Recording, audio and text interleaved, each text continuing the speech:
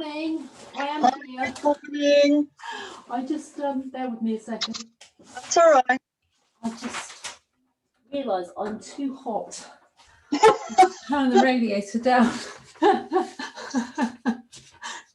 Oh, let me move my... I did wonder, I've got a thermal layer on and I've got a jumper and I've got my Ugg boots and I thought, I wonder how that's going to go. I wonder what's going to come off today. At the moment, I feel quite snug, but yes. It's a nice jumper. I like that colour. I mean, I love green, but it suits you. Thank you. I woke up feeling tired and I just thought I need a pick me up, and this is so, and it's even brighter in real life. That's really nice. Really nice. Thank you. Oh, I just cool down. You know, it was so weird. I came on and exactly at 10 o'clock and it said you're busy on another meeting. So I thought that's fine. And then I saw there was a ping on a message on Facebook and I thought, oh, maybe you said, you know, wait or whatever. So I went on there and it was, you must have been doing a podcast, but you were talking so naturally. I was like, oh, hi, can you see me? Like, I didn't know we can do the Zoom thing on that medium, and I was confused and it took a while to realize you're not talking to me.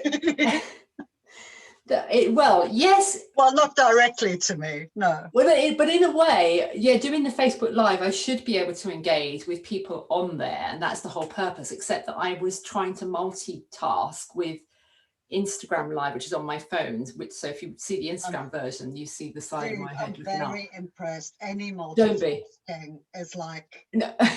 It's like, wow. No, don't be impressed.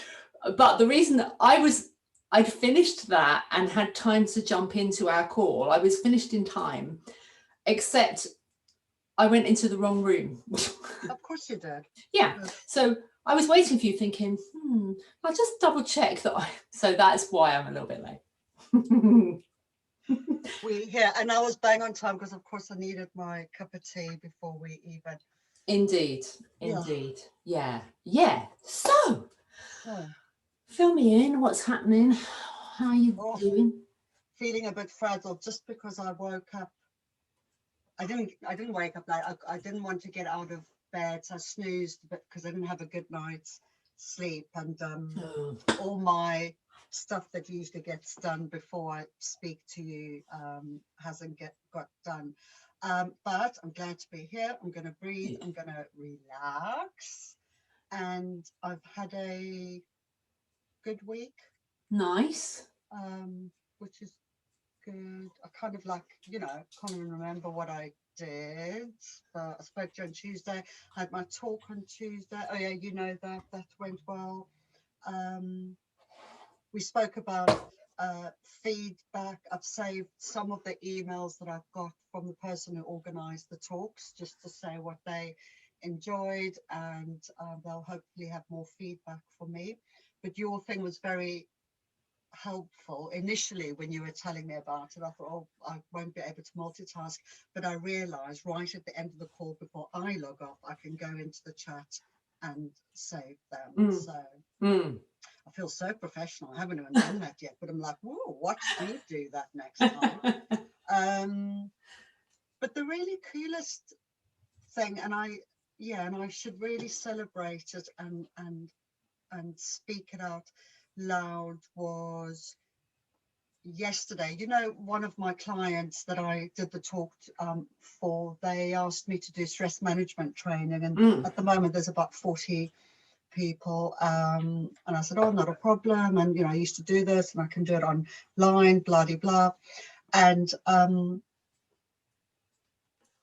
I started getting that feeling again, like it was like trying to squeeze me, like a round peg into a square, or a square into a peg, or whatever the expression is. And I started feeling, it's not really going to be that enjoyable, and it's like a chore or whatever. And then I realized what was going on, because my focus actually yesterday was to be authentic. And I looked at that word and I thought, just write it up the way I want to present it. Yeah.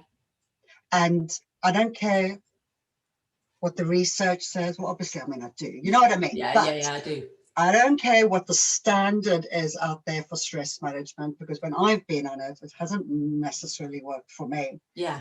So I'm going to incorporate all the shit, all the stuff, all the goodness that I have learned and that I'm learning and that works for me. And it might work for them, for one person, for 3 people. And it's that thing again of it's either going to be well received or they'll never book it again and it won't go anywhere. But I'll have been true to myself. And that was really great. So I just started, I made a fire yesterday and I moved away from my workspace here and I sat with my journal, my work journal, and I just started writing out ideas and some prep work. I need them to complete a little survey before I even do it. And I've just thought of all sorts of things that normally I wouldn't, because, you know, the training is out there and you can just deliver it. But that's pretty cool, Shirley. I think that's really cool. Fucking rock and roll there. I think it's really cool. Sorry, I swear a lot. I really like the word fuck though. It's just so gloriously expressive in different ways. I swear a lot too. In fact, I'm just engaged in a conversation with someone on Instagram about swearing and alternative words, you know, and they say it makes you lazy, or they say that you're a lazy. I've been accused of being a lazy speaker by swearing.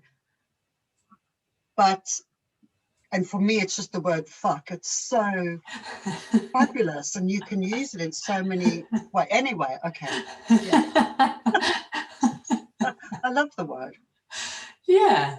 Well, I'm not averse to using it myself. So, you know, yeah, always have been. My mother tried to prevent me swearing. My dad used to swear. In those days, it was the F word. You didn't use the F word.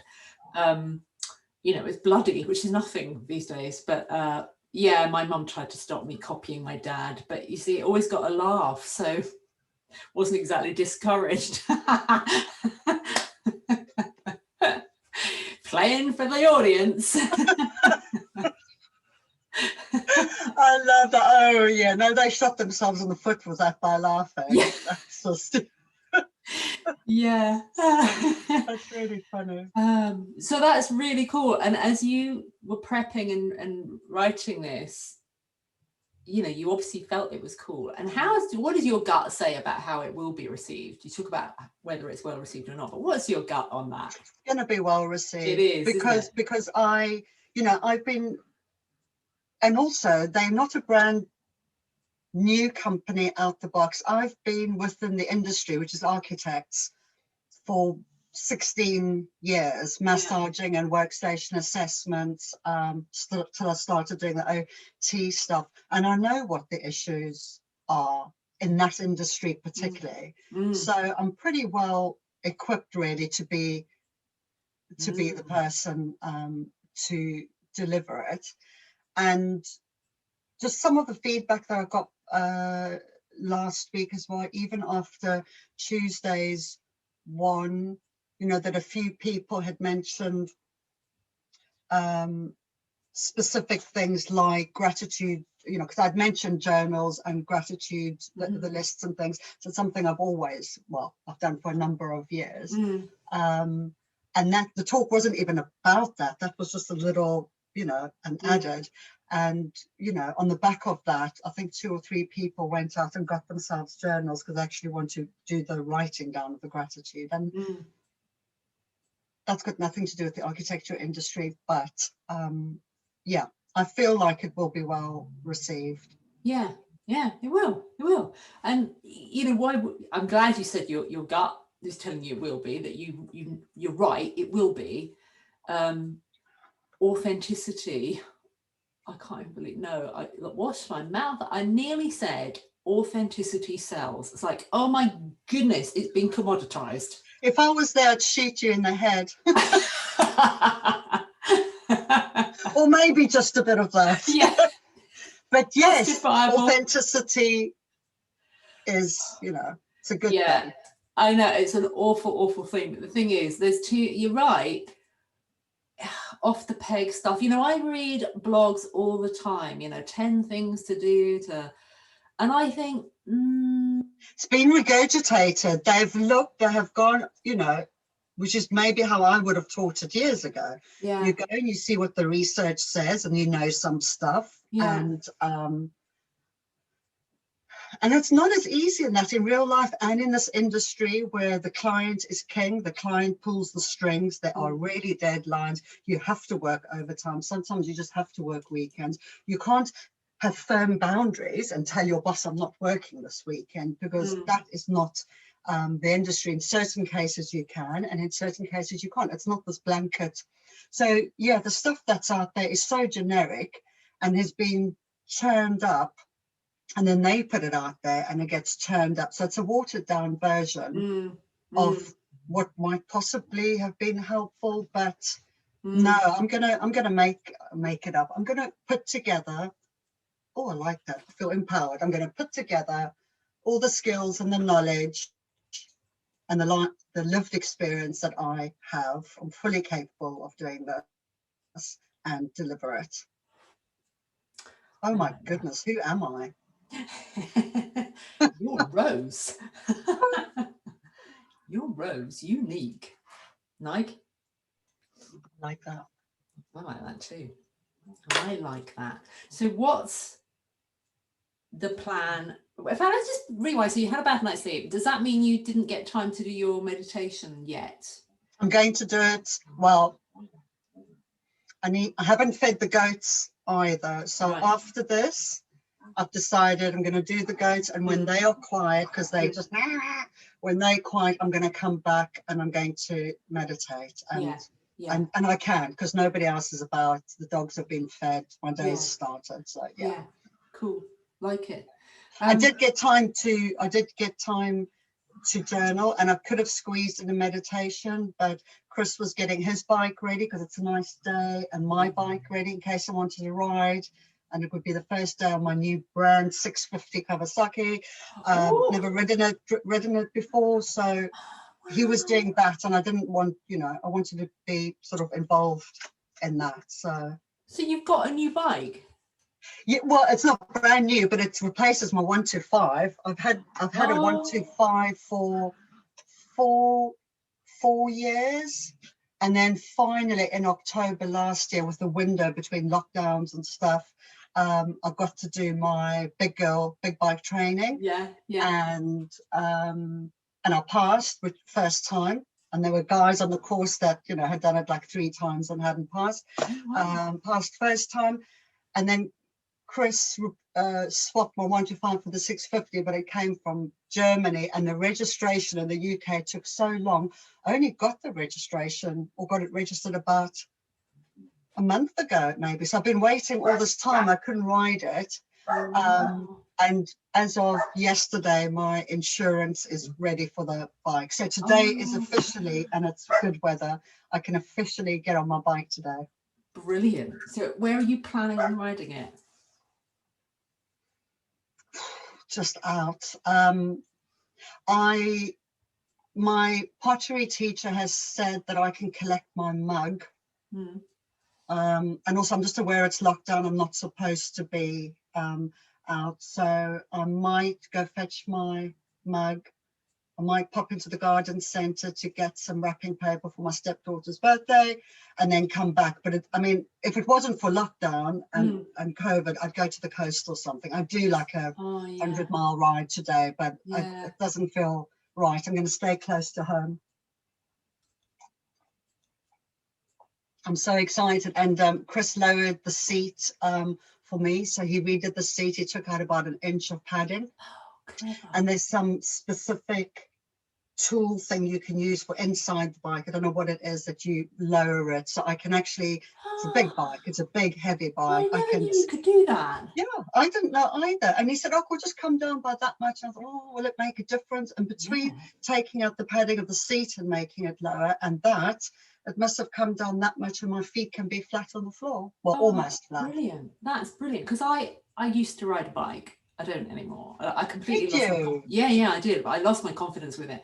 But part of the problem was riding a heavy bike where I could only just touch the ground if I tipped the bike slightly, which meant I dropped it quite often. Yeah, of course. Of And then I course. It's couldn't very pick back normal up to drop. again. And, you know, it didn't help. Didn't help. Yeah. So You see, and I wish somebody at the time had said to you, we either need to get you a new bike or we lower the yeah, bike, because that just makes for scary, uncomfortable riding. I yeah, wouldn't be riding mine if my toes were just like that, because it's so heavy. yeah, And if you have to reverse into a space behind you and yeah, push with your feet, you wouldn't be yeah. able to, because you'd No, be, yeah. yeah, yeah. Oh, No, that's I wanted brilliant. to feel secure, because it's a very heavy bike, especially compared to my 125. Yeah. What did you have, Shirley?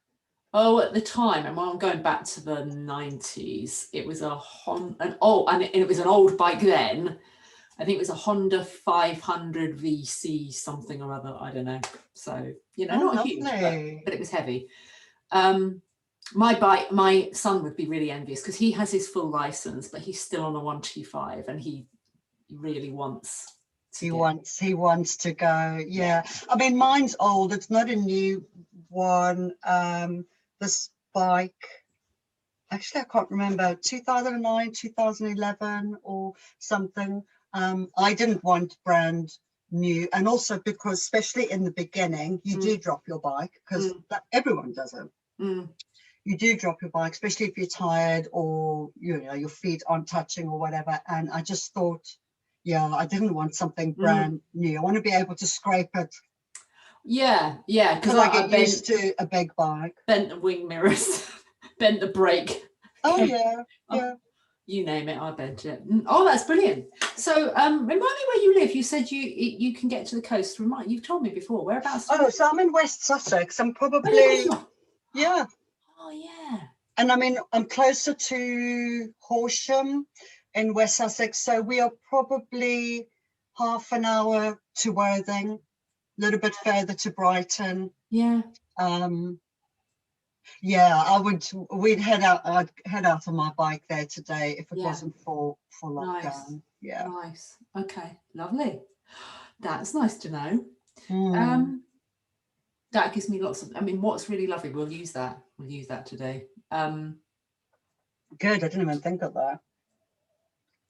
No, well, it'd be interesting when we do it, because often when I'm working with hypnosis, you can create some of the best ever sessions when people have an interest in either sport, and bike riding is a kind of sport. I mean, I know for some people it really is a sport, but I mean, it has the same sort of connection as, because there's a full-on mind-body connection with what you're doing. You cannot, it isn't just a physical thing, although it is a physical thing. No, there's a flow to it. Absolutely. That's it. Yeah, there's flow. Yeah. And just like any sport, if you tense, you know, if you over concentrate, you know, that's when you're in danger, because you're not connected to the bike. You kind of have to become one with the bike. Yeah, I have to consciously drop my shoulders and remember to stop holding on so tight, and just definitely. So that's it's funny really how I like movement. I loved my bicycle growing up, and in London for about a 10-year period, I used to cycle everywhere. I would never catch the bus or the tube, and to work, I lived in South London. I used to cycle to North London. I remember working in North London and then cycling to Greenwich to go see friends after work. I mean, God, I must have been fit. But that freedom of movement, you can go anywhere, which I think is what I picked up as a child, of that freedom of getting away from the house and being independent. And then the same with horse riding. I love horse riding, and it's that movement, and it's so physical, and all encompassing, pretty much like the bike riding. So yeah, it's interesting. The three things that I really enjoy probably the most are about movement, independence, and being on my own. Well, you know, you can ride with other people, but I'm very happy to do those things on my own. Yeah. So do you still do the horse riding? I stopped just before I had my hysterectomy. So I say stopped. I used to have lessons when I was really young, and then there was like a 35-year period that I didn't ride, or the last time I rode was 35 years ago, and Chris bought me a voucher 2 years ago. So I started doing lessons. And she was a bit hit and miss. She wasn't very, what's the word? You couldn't rely on her to get a lesson, but I did lessons, and then the hysterectomy, and then I haven't again since then. But now that my insides are settling down, and if I've got money for it, then I think I would like to get back to it. It's just, it's another thing to spend money on, and I've got my pottery, and I kind of don't really have money for, and my bike, I don't really have money for everything. So I feel like, yeah, I need to choose a bit, but I want to concentrate on the pottery at the moment. But my pottery teacher loves riding, and she's a really good rider. And we were going to do, we tried to get together to go on a hack. We found a new school that would let us do a hack. So we'll probably do some of them. She's a fair weather rider. If it's a bit cold, she won't go out. So come summertime, we'll do some stuff together. Nice. But that smell of the horse and being sweaty and sticky, and it's such a big, powerful animal. I'm actually a little bit scared of them. Me too. Yeah, I'm not like super confident. Leave me alone in a room with a horse on my own, I'd probably freak out. But I love them. Yeah. That's cool. And I mean, it's a lovely example as well of not allowing the fear of something to stop you being able to enjoy it. This is one case where the enjoyment and the love just outweighs the fear, really. That's brilliant. Yeah. And it's not fear like, 100% full-blown fear, but it is caution and a little bit of fear. But that level of caution and a little bit of fear is appropriate, and is what that part of your brain is designed to do, is to keep you sensible and safe, but not to the extent that it becomes debilitating and inhibiting and incapacitating. That's true. It's almost like just the right amount, isn't it? Yes, yeah. So that you give a horse adequate respect for the fact that it's a bloody dangerous thing. Don't push it to do. And that comes back to the connection with it, of feeling like, does it feel nervous? Because if you're too nervous, oh yeah, they pick up on. I always try and breathe before my lesson, so I'm like perfectly chilled. I mean, it's a perfect example of being able to tap into almost the very best of what your brain is capable of doing. And I said, I don't ride horses. I've been allergic to them, and they don't interest me in the slightest. But I know, because I've used to live in Gloucestershire, which is like horse country. You can't not meet people. They're really big, beautiful, magnificent animals. I mean, the last horse that I rode on, I always had she gave me like a good normal horse, for most of my lessons. Like I knew it wouldn't run away with me. She was a bit stubborn and stuff. But then the last couple of lessons, because Julie came with me, and Julie's smaller and shorter and lighter, she had to go on that horse, and she put me on this horse that the horse's name was Ant. So you think like an ant is like that big. This horse was the opposite of that. I'd never been on such a tall horse, and the longest neck. It felt like I was sitting on its body and its head was over. I was so proud of myself after those couple of lessons. It was the biggest horse I'd ever been on. But yeah, you've really got to, you can't just, and it's like the same with the bike or with pottery. You've got to be in flow. You've got to connect. You can't keep yourself separate and distracted while you're doing this thing. It really is all encompassing. And that's why flow is just like a very beautiful thing, whether you're coloring in or you knitting or painting or you know, horse riding, biking, whatever. Mm. It's all encompassing. I think it demands that of you, which is a lovely thing. I spoke to a friend of mine who's an OT. We studied together, and she's struggling at the moment, sort of mental health wise. And I said, what kind of stuff are you doing, maybe just to, you know, bring some joy into your life? And we got talking on the subject of sewing, and her face lit up.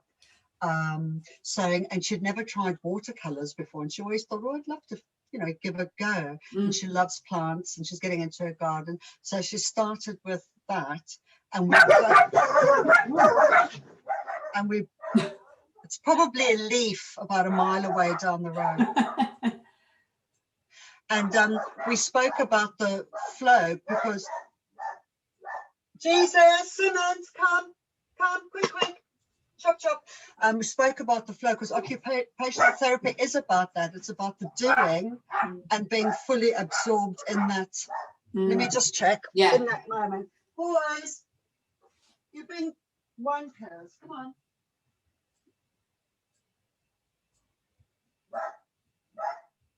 Okay, go to bed. Bed. And stay.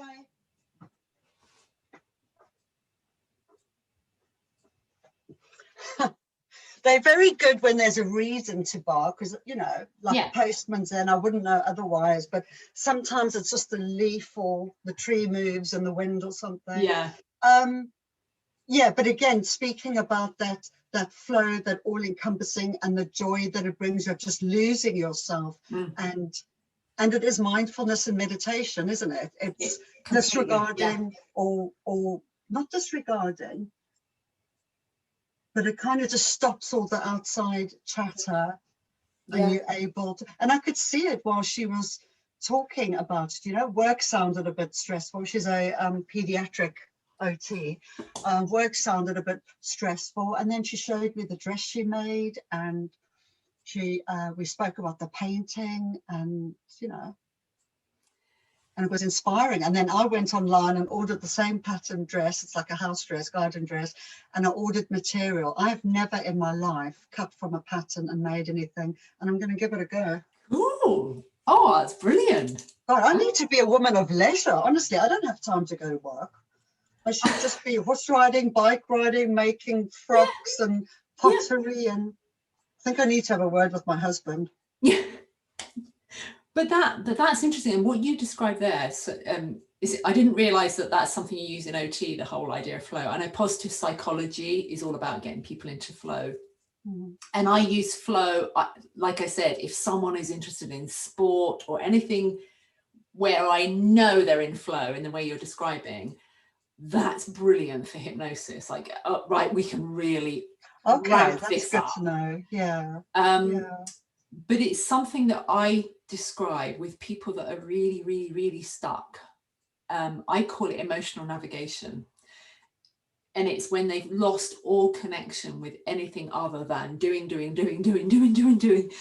being. And I try to get them to go, you know, is there something you used to love? Because they've just lost complete connection.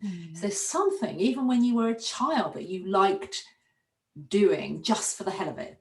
No purpose, just because it was fun. I don't care what it is, playing with mud, jumping on a bed, whatever, because that is the route back to liberate the part of your mind that starts to come up with the solutions that you just grasping at like air otherwise. So I think I did that for a number of years, that I didn't do those things, and I was just focused on, do you know, it wasn't even doing, I finished reading that book, the book you sent me, the Claire Josa one, and I have read it too fast, and I've been a bit too distracted to read it, so I know, and I wanted to go through it and then start again. But somewhere at the back last night, she spoke about busyness, and I think I spent many years being busy, not being productive, not getting anything done, just whiling away the hours with anxiety, procrastination, busy. I don't have time for busy. don't ask me what I got done, because I don't think I've got anything done. And busyness is very different to flow or being productive. Yeah. I can't remember how that was going to link to what you said, but yeah. But it's because it comes from a different part of the mind as well. So it's no surprise to me that you've got yourself kind of re-engaged emotionally and mentally with the pottery, having like last weekend you kind of broke through into right, I'm going to research this, going to do that, and that's liberated another part of your brain that's now led you to that place where you thought, I'm going to do what works for me, I'm going to create this course that's authentic to me. Just, you can't prove a direct connection, but when we talked about the flags and suddenly beginning to join dots, that's evidence right there of your brain going, oh, I think that connects to this, where your logical brain would never see it, ever. What's that got to do with this? Concentrate over here. That's lovely. And I'm beginning to see, just as you're saying, I'm beginning to see how that's connected. Like you wouldn't connect necessarily on paper, me getting a step closer with the kiln or pottery, doing something about it, not sorting it out, but doing something about it and moving ahead with it, to wanting to be authentic in how I deliver this piece of work and write it, but it is connected. It is. Yeah. That's incredible. That's incredible. And it's glorious. So when you kind of joked a little bit about, I think I should be a woman of leisure, horse riding, but riding my bike, doing my pottery, you would become more productive. You would be more clear on what you wanted from work. If that's what you wanted, it would be something else that you enjoyed in a different way. It was only when I allowed myself more freedom to just stimulate the part of my brain that wasn't focused on what do I do next, what do I do now, what do I do now, that I was able to even realize that I enjoy work. Like there's a part of me, whereas before it was like, oh, I'm just doing this because I got to do it, got to write a book, got to do it. And I thought, no, I do like it, but I was squeezing out all the pleasure because it was coming just from a very narrow part of my brain. And so, yeah, just trusting. And is that because were you not in flow, not enjoying it at the time because you weren't giving yourself all those other things that you enjoyed, that you weren't participating in all the other little things that make up Shirley, that bring you joy and pleasure? Yeah, because you crowd them out. You remember, like putting yourself, you crowd them out. They're just like down the list. No, I've got to do this first, got to do that first, got to do that first, got to do that first. So the very things, actually, if you do them first, like the busier you are, I would say, the more likely you should be to go, actually, I'm going to do this thing first. That seems like, oh, but that's time wasting. And I go for a ride on my bike, or I'm going to meditate, or I'm just going to go to the pottery for, I'm going to spend an hour potting.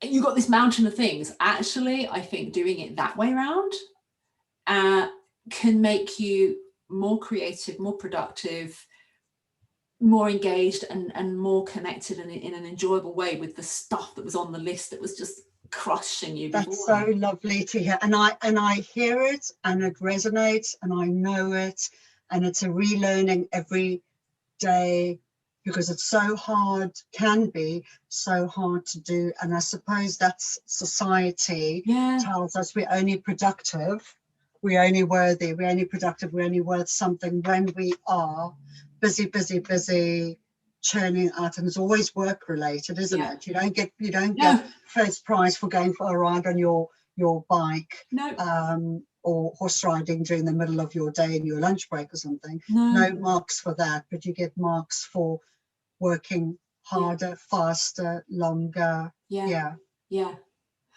I'm gonna let you relax in just a moment, but I just want to share one thing with you if you haven't already caught up with it. Did you perhaps listen to yesterday's podcast? No. Okay. I went completely off piste. I just trusted my gut. Surprise, yes. Yeah, I know. Surprise.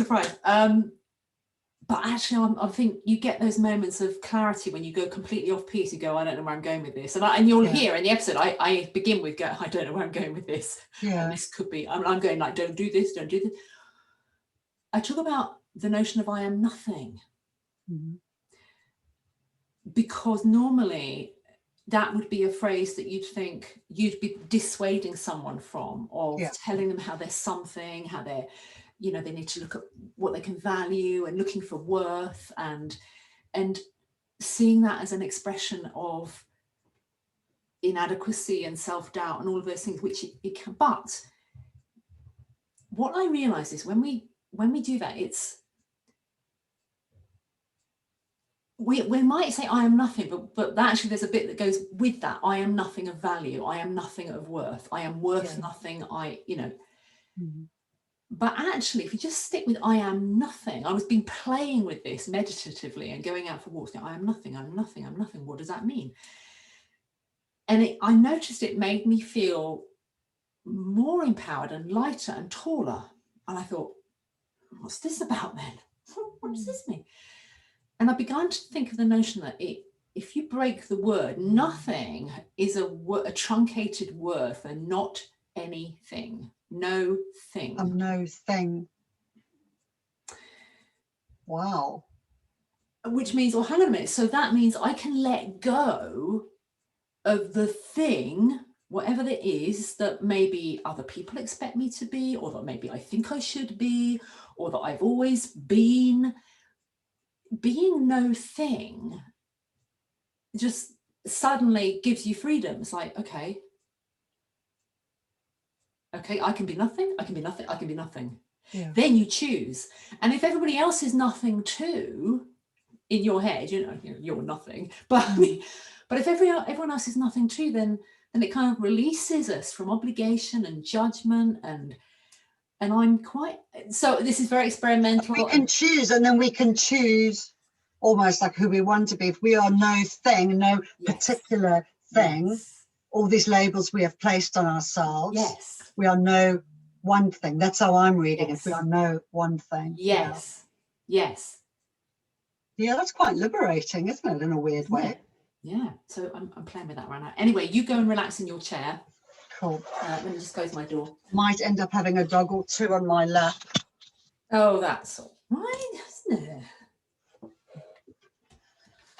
Oh, let me. Oh, bless, it's already there. Oh yeah, no, I know exactly. All right, do you want to come? It's my chair. It's my chair. It's not your chair. It's my chair. Oh my God, it's always about them. Are they both coming up? Come on, yeah. Bless. This is how we meditate in the morning. Just hello to Shirley. This is how we meditate. Look, and we can sit up. We're Dachshund, but we can sit up straight. Oh, bless. Right. Well, you get as comfortable as you can and make it be interesting. I'm going to observe them, see if they relax too. Dogs can sometimes freak a bit at this. Anyway,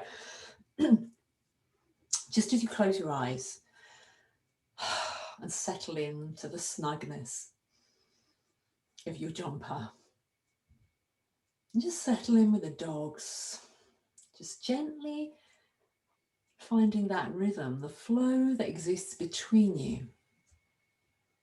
Three separate beings, just gently easing into a common space. It's the coolest thing that just by settling down, without any effort, not looking for something in particular, there's nothing to find. But as you settle, you begin to notice, without creating awareness, a feedback loop that exists just in the quiet. A feedback loop that maybe we call flow, but there's something deeper here that exists between you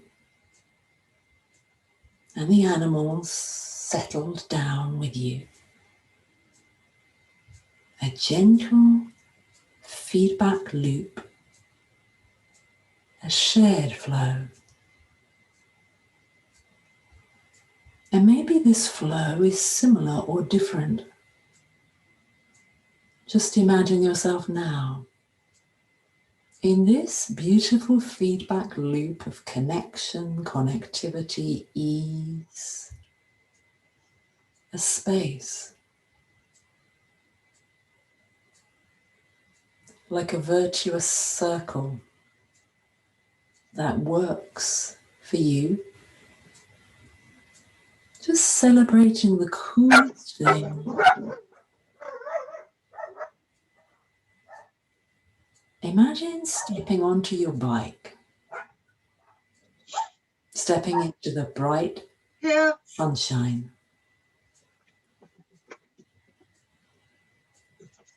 And as you climb onto your bike, almost the moment you climb on, you feel some connection. It's as if your mind and your body begin with that simple task of climbing onto the bike, forming a new connection. A connection where your conscious mind is engaged with what needs to happen, but is turning over control to the flow that exists within your unconscious mind, connected to enjoyment and love that outweighs any fear, a pride in yourself as you allow yourself to simply rock and roll with the bike. And there's no coincidence to use the word roll as you imagine yourself now out on the open road, with the countryside unfolding ahead of you and either side and all around, and the colours shifting and the shadow and the light, you and machine connected, feeling the flow as you gently lean into a bend one way and then the next, but always completely alert to shifts in light, completely understanding the difference between ease and shade and light, and moments where you need to shift into a state of alertness, always there, in that delicious moment of flow. The same kind of flow you feel on the back of a horse as you hack again through the countryside unfolding around you, ahead of you, beneath your feet, feeling the connection of horse and human. That exquisite flow, the connection, as you allow your body and your mind to become the receptor and the giver of a flow of connection that the horse picks up on almost faster than you can feel it. No space for thinking, too slow, but in this exquisite space. You pull on the reins like pulling the strings, but in a gentle, easy, connected way. And the horse knows almost before you move which way you're going. Picks up on how you feel, and you connect and pick up on its feeling, noticing. Your calm becomes the horse's calm, and the horse's calm becomes your calm. This exquisite, beautiful flow, a knowledge shared between you, a lived experience, expansive, put together, empowering, riding out. And maybe your mind switches between horse and machine, bike and animal. And see the exquisite connections, the delicacy, the tiny movement that frees you and allows you to ride and feel the freedom of the air on your skin, subtle, gentle movements empowering you.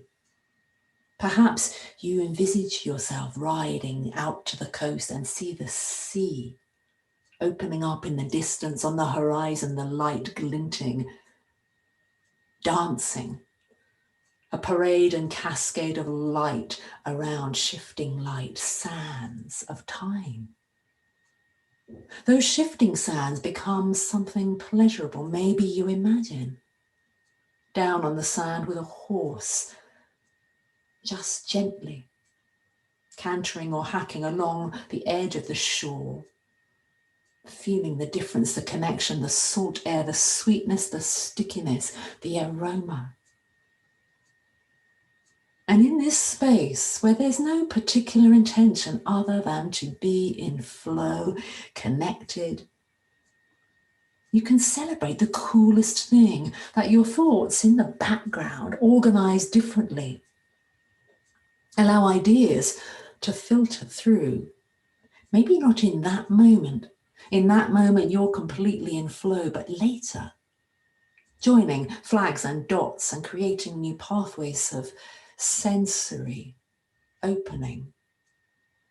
Not having to be anything, no thing, just yourself.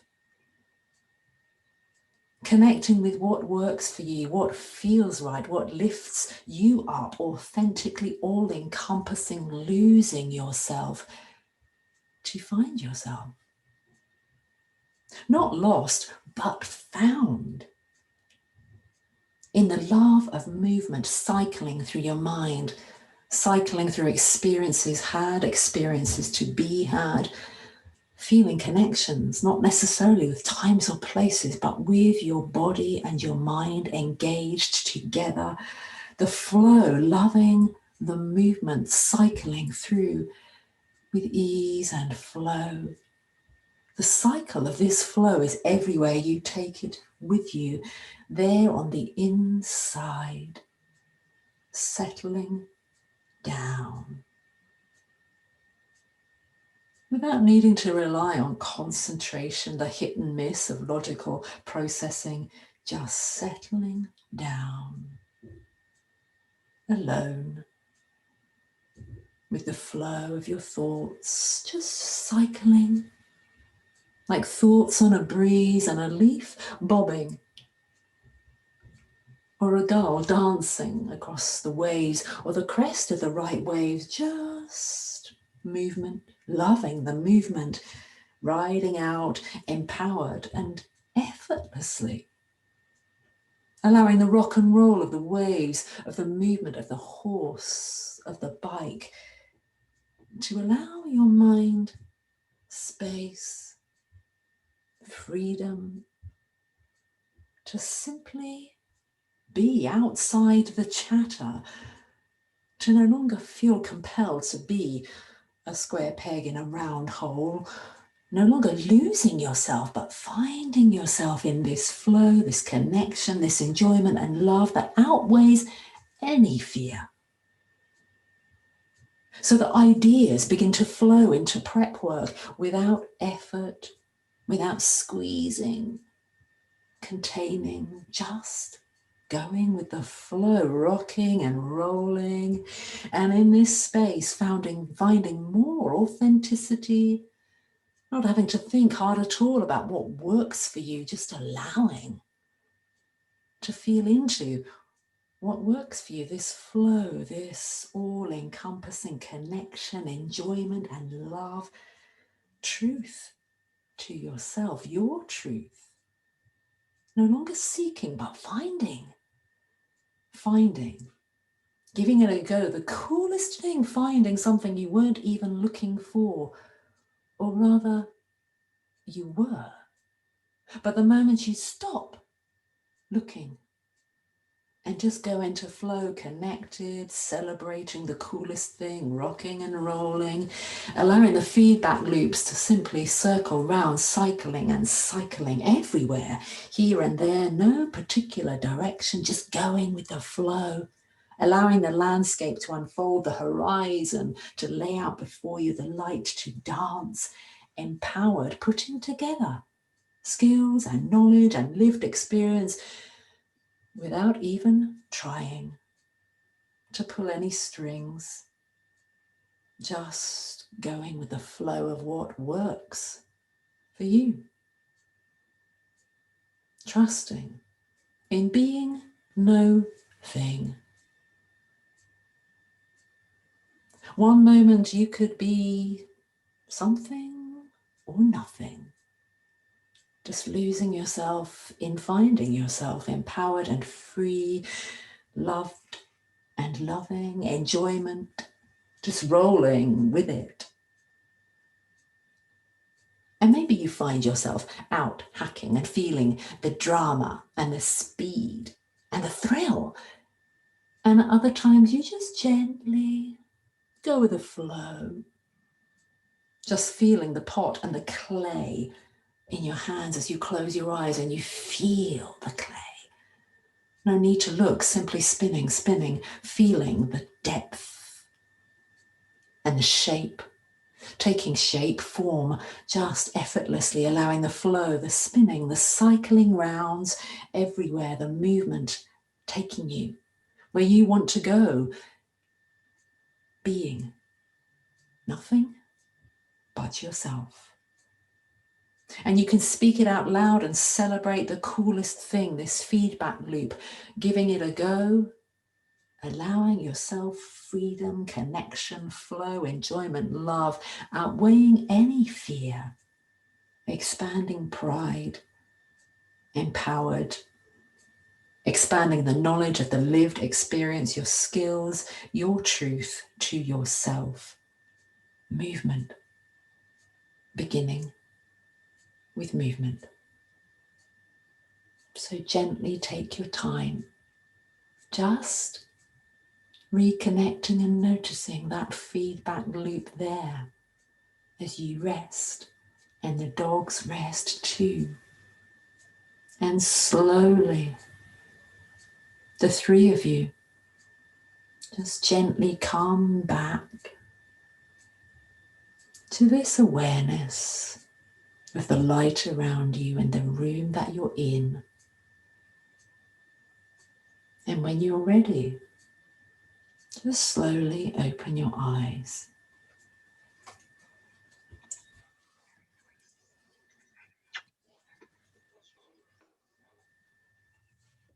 Oh.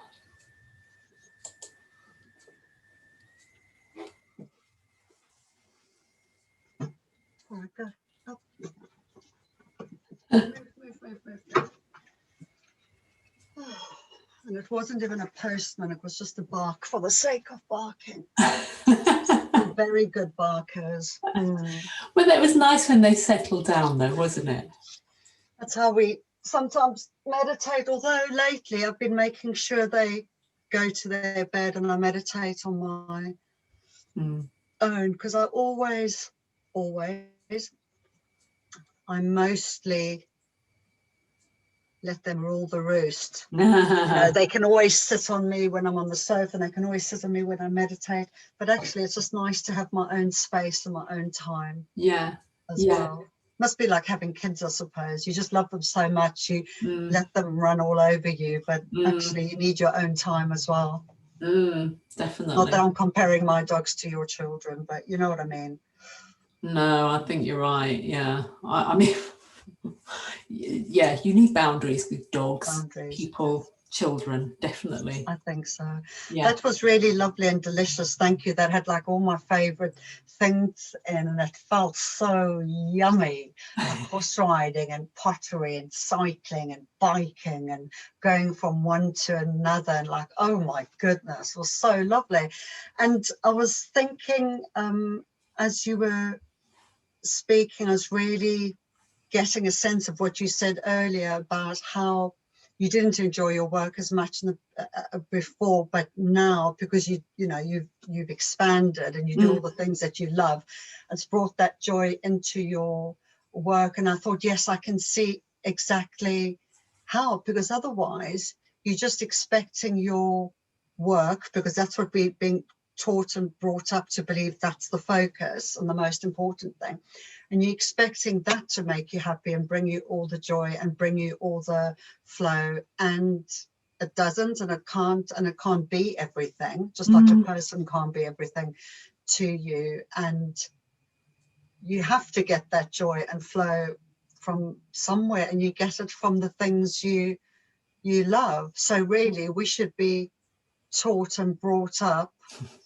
that work and the joy, the things that you like doing, because I think we often talk, you know, this thing of you have to have your passion and you have to know what you want to do. Yeah. That is really damaging, because they say that the stuff that brings you joy and passion is what should then translate into your work, and that you do is your work. And it's fine for some people, but we've spoken about this. I mean, I really enjoy my work, but it's not the thing I want to do.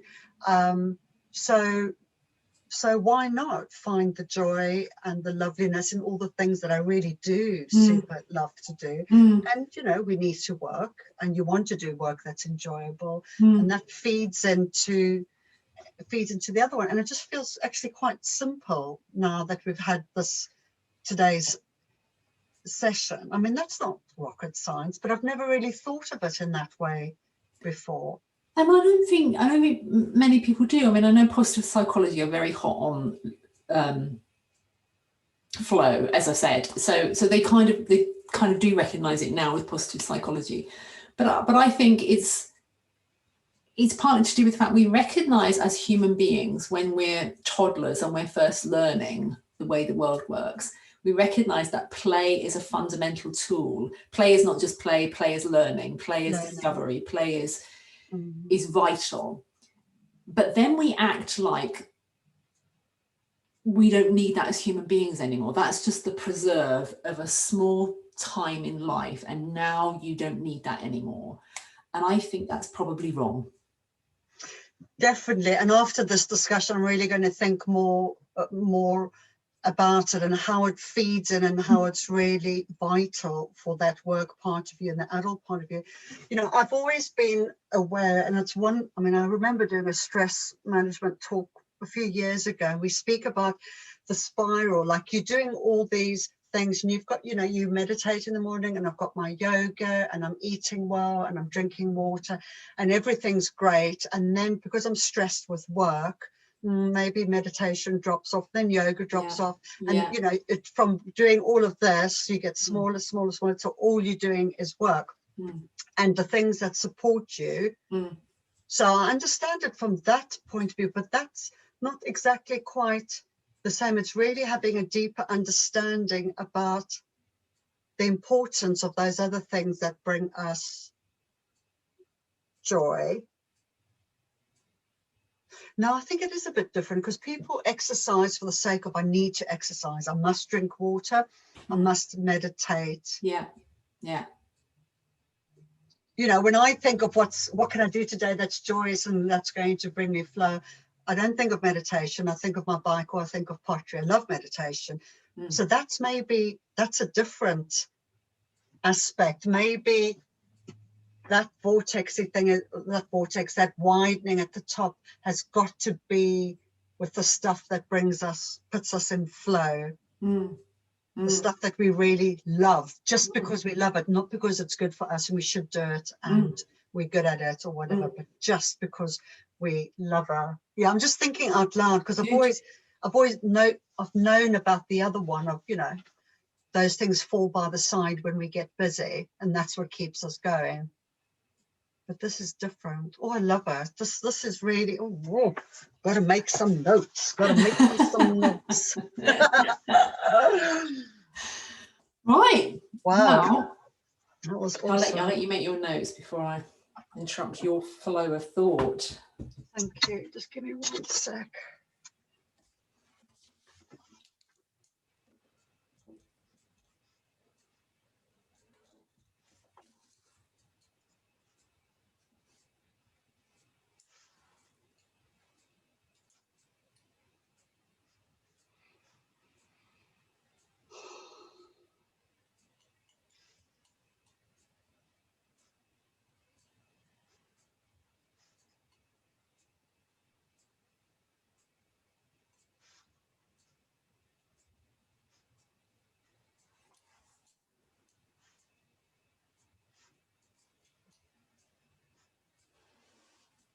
Okay.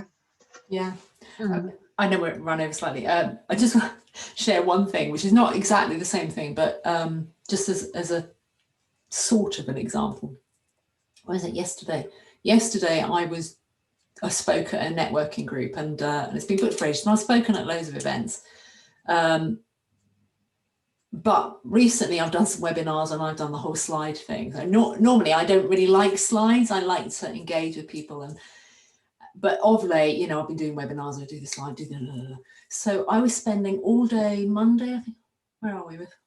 We're on Friday already. Oh my goodness.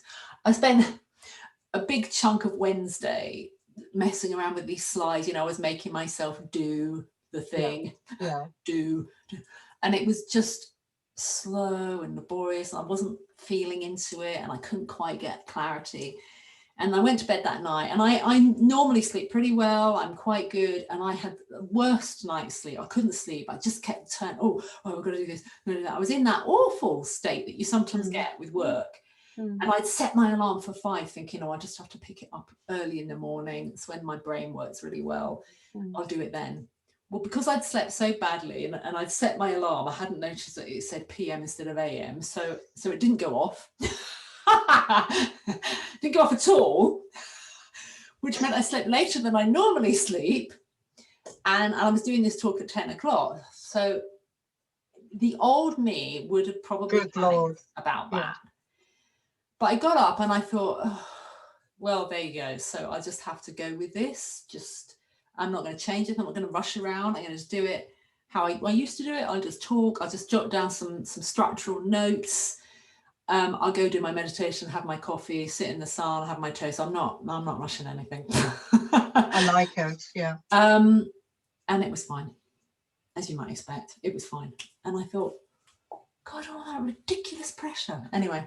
What was all that about? No, that's a really good learning curve again. And you've been through it before, and it will come again, I'm sure. Yeah. For me, it will come again. Yeah. And it kind of, but I suppose we'll recognize it. You know, you've recognized it immediately for what it was. That's really interesting. And I could hear, you know, we speak about language and body when you were talking about doing the slides or whatever, your whole, I could feel, and I just thought there's nothing worse than slides. I hate slides. No. And you are so good at just going off piste and talking and coming back and connecting it. And that's the joy of watching you and listening to you, instead of, you know, you are not with the red LED light shining down the slide or whatever. Not. Yeah, that's interesting. Thanks for feeding that back, because that's really helpful. Because you're right, I'm not, and I sometimes I should all over myself with that. Yeah.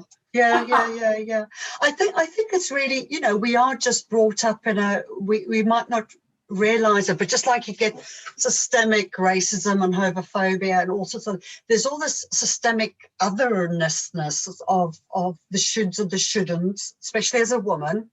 But in general, in life, there seemed to be this huge fuck off book of unwritten rules somewhere. Yeah. That some arsehole, probably white and male with a beard, years ago decided. You're absolutely right. And I think that's the potential opportunity for women who get to grips with this whole menopause shit and go, hang on a minute, you know, let me get through this chaotic, let me resolve that. Because what happens is you then do get way better at tapping into why we're doing this. Why? Women are rewriting history. I wish I was going to be around in 100 years, 200 years, between women's movement and Black Lives Matter, but specifically Black women are rocking it. They have got a lot to teach us whiteies, white women. But femaleness, women in general, maybe not female, but women in general are just it's going to be a game changer. All that old wired thinking that me, have been brought up, and even the generation now, that will eventually go, and there'll be a new set of not even rules, but guides and stuff to live by. It's very exciting. We won't be here for it, but it's exciting. No. All right. Okay. Yeah. Have a great weekend. Feed the goats. I can hear them. Yeah. Feed the goats. Go feed the goats. I'll see you next week. I'm going to put on my wellies. I get sucked into the mud. There's so much mud out there. Yeah. All right. Yeah. Thanks, Shirley. That was really awesome. Good. Lovely. Welcome. Take care. Yeah. I'll catch you next week. Have a good weekend. I was going to say something, but it doesn't matter. Okay. Bye. No, doesn't matter. I've forgotten. Bye.